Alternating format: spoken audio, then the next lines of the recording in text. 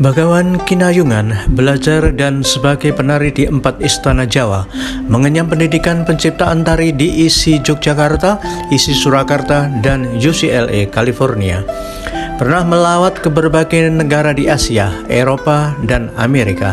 Prestasi internasional yang pernah diraih adalah sebagai 10 koreografer terbaik versi Los Angeles Times dan penerima penghargaan Heritage Award dari Lembaga Kelautan Long Beach, Amerika Serikat 2018.